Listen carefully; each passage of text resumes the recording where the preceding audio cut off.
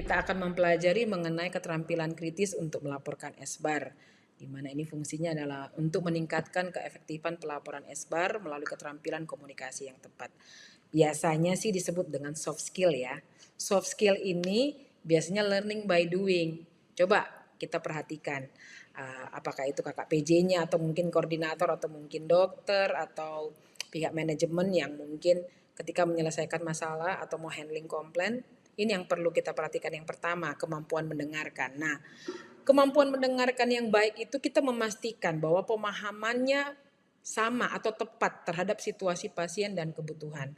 Ada banyak kebiasaan yang saya evaluasi, coba lihat di lapangan. Terkadang kita lebih cepat bereaksi ya ketika mungkin kita mendapat sesuatu informasi. Coba biasakan dulu untuk mendengarkan sampai selesai dulu. Kemudian ketika selesai kita coba cross check. Jadi maksudnya seperti ini ya Pak. Jadi kita menyamakan persepsi tentang pemahaman, situasi dan juga kebutuhan daripada pasien atau customer itu ya. Pastikan bahwa kita cross check maksudnya seperti ini. Setelah mungkin sama persepsinya, baru kita boleh bisa mengambil satu titik pemahaman yang sama atau kesimpulan yang sama. Yang kedua, untuk meningkatkan keefektifan pelaporan SBAR ini, soft skill yang harus kita miliki adalah keterampilan berkomunikasi ya. Nah, memang kalau kita di pelayanan ini, salah satu yang paling poin penting adalah kita harus mampu berkomunikasi. Artinya keterampilan komunikasi ini harus dimiliki. Di mana keterampilan komunikasi ini yang dimaksud adalah nggak boleh bertele-tele ya. Jadi jelas dan ringkas di dalam menyampaikan informasi sehingga itu akan sangat efektif. Tapi kalau misalnya kita terlalu, kadang-kadang poinnya jadi nggak ketemu kalau terlalu bertele-tele gitu. Jadi yang poin-poin pentingnya aja yang harus kita sampaikan atau mungkin kita ambil untuk laporkan ke dokter sehingga bisa lebih cepat juga nanti dokter membuat satu keputusan ketika kita menyampaikan pelaporan secara SBAR ini.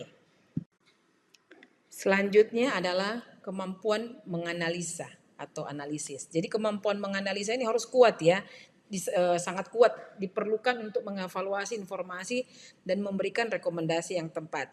Contoh, ketika mungkin ada yang melaporkan staf kita mungkin atau mungkin perawat pelaksananya melaporkan mengenai TTV misalnya. Kak, pasiennya sesak, saturasinya tapi 98, kemudian RR-nya 24. Kemudian tensinya 110. Itu kan kalau kita memiliki kemampuan analisis, ya nggak mungkin lah pasiennya sesak.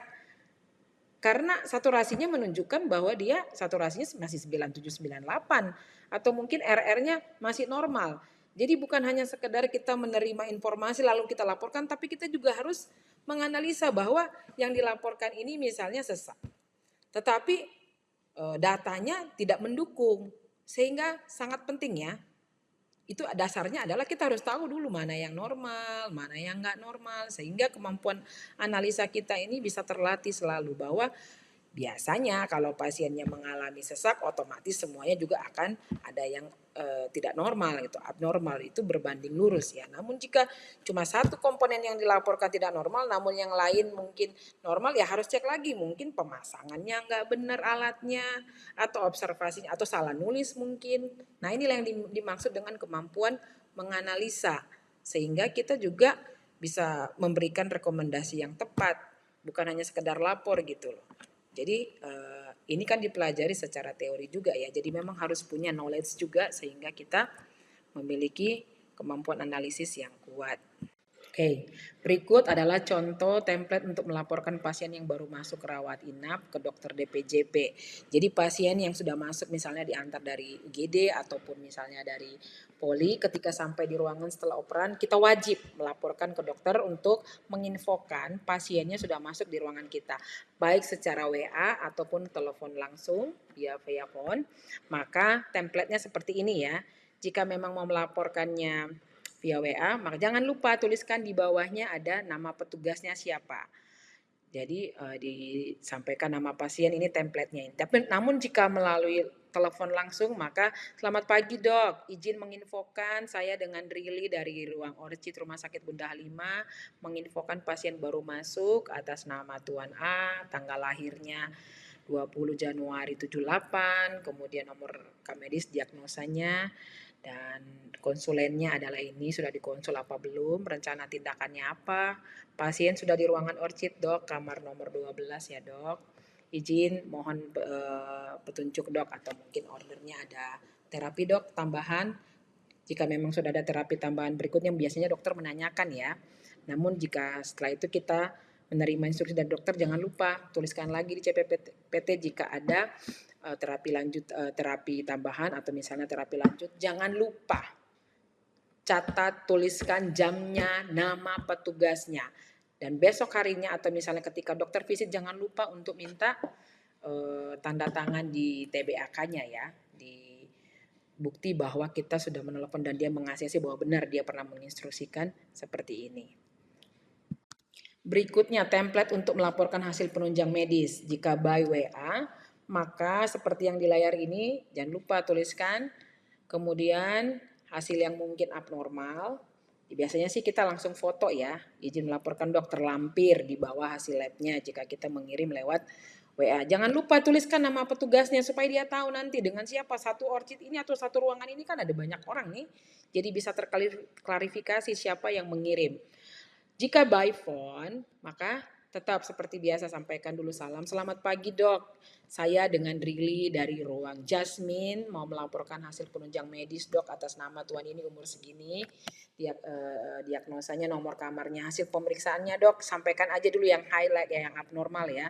Baik yang terlalu rendah atau terlalu tinggi. Namun jika dokter bertanya yang lain, kita sudah punya handout-nya ya. Maksudnya kita bisa melihat bahwa jika dokter ingin menanyakan yang lain lagi, tinggal izin menyampaikan dok, nanti saya mengirimkan hasil daripada laboratoriumnya. Setelah itu jangan lupa minta advice dari dokter, izin dok memberikan instruksi lebih lanjut mengenai penanganan pasien ini. Terima kasih dokter, nanti dokter akan baik secara WA mungkin menjawabnya atau by verbal. Pindahkan catatan itu ke CPPT karena selama ini kan dia adanya di handphone atau mungkin by verbal. Jangan lupa catatkan kembali lagi atau ketikkan kembali lagi di dalam catatan perawat sehingga itu terdokumentasi dengan baik. Berikut, ini template untuk melaporkan pasien yang akan dilakukan rencana tindakan operasi. Sekali lagi, jika via WA maka tuliskan seperti template yang ada pada layar ini. Jangan lupa, berulang-ulang kami mengingatkan harus ada nama petugasnya ya. Biasakan diri untuk bertanggung jawab untuk informasi yang kita berikan agar valid ya. Jika by phone tetap juga kita akan telepon, selamat pagi dok, izin menginformasikan pasien akan dilakukan tindakan operasi, saya dengan Rili dari ruang Bougainville dok. Pasien atas nama ini, tanggal lahir sekian, diagnosa, nama ruangan, tindakan yang akan direncanakan, misalnya kalau dari ruang gardenia kebidanan anak, pasien rencana SC dok. Tindakannya, rencana operasinya, ini biasanya kita laporkan 30 menit sebelumnya ya. Atau mungkin ada rencana dari operasi konsulen dari DPJP yang lain. Nah, persiapan tindakan operasinya misalnya kita sudah biasanya sih ini kita mau kirim pasien bahwa pre-op sudah dilakukan. Jadi kita jelaskan apa saja yang sudah kita lakukan, misalnya sudah pasien sudah puasa dok, hasil lab sudah terlampir, semuanya normal atau misalnya ada yang tidak normal, radiologi juga bacakan ekspertisinya. Kemudian yang seperti tadi ya, persiapan tindakan operasinya mungkin sudah dicukur, pemberian antibiotiknya, profilaksisnya juga sudah ada, persiapan yang lain obat-obat pre-op-nya juga.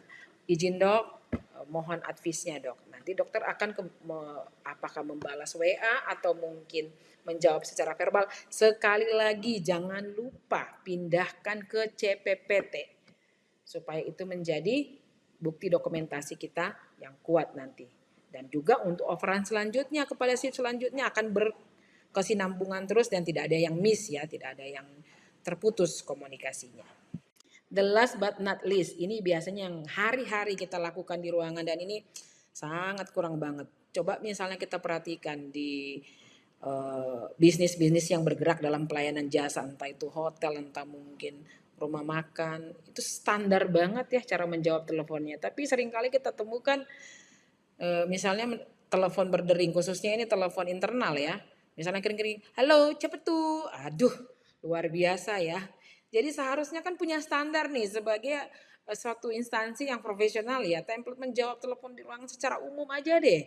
Saya sendiri aja jika menjawab teleponnya lewat WA nih, jika nomornya saya tidak kenal atau tidak mungkin tidak terekam di dalam tidak save di dalam kontak, saya tetap akan menjawab seperti itu.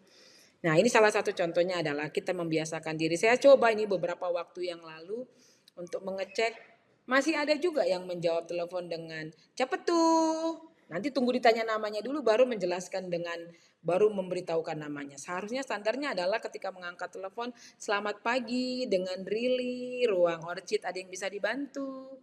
Nah, intonasi suaranya harus seperti itu ya. Berbeda kalau selamat pagi dengan Rili ada yang bisa dibantu. Kan berbeda nih. Kita belajar udah beberapa waktu yang lalu mengenai komunikasi ya, tentang verbal itu atau intonasi suara itu sangat berpengaruh. Jadi kedepannya saya akan coba nanti di setiap ruangan saya akan menanyakan, mencoba menelepon lagi terus mengecek lagi ya. Apakah semua ini standar, ini yang paling pertama deh standarnya, menjawab teleponnya. Oke lah kalau misalnya di handphone mungkin namanya tersave, tapi tetap kita harus biasakan untuk menjawab, apalagi kalau nomornya udah tersave ya. Selamat pagi dokter, saya dengan Rili dari Orchid, tadi bisa dibantu dok. Oke, bisa ya, mari kita coba. Selamat pagi, ruang Orchid dengan Rili ada yang bisa dibantu. Selamat pagi, ruang Oka dengan Wandi ada yang bisa dibantu. Jadi kan kalau saya misalnya mau menelpon ternyata saya tadinya mau menelpon Kak Isu ternyata ruang Oka. Maka yang menelepon tadi mungkin salah nomor telepon. Oh maaf ya Kak, salah pencet gitu. Sebaliknya juga misalnya kita sudah menyebutkan nama dengan akan sangat mudah. Oh iya Kak Wandi, misalnya Kak Oka. Mohon bantuannya ini pasien atas nama ini, kan jadi lebih akrab ya. Jadi usahakan untuk menyebutkan nama ruangan dan juga tawarkan bantuan ya. Baik, terima kasih. Kita sudah menyelesaikan rangkaian mengenai pelaporan pasien secara SBAR. Mudah-mudahan dengan materi ini kemampuan berkomunikasi kita semakin terasa sehingga komunikasi kita antara tenaga medis dan rekan-rekan di rumah sakit lebih terjalan dengan baik. Satu tujuannya adalah untuk keselamatan pasien. Selamat belajar.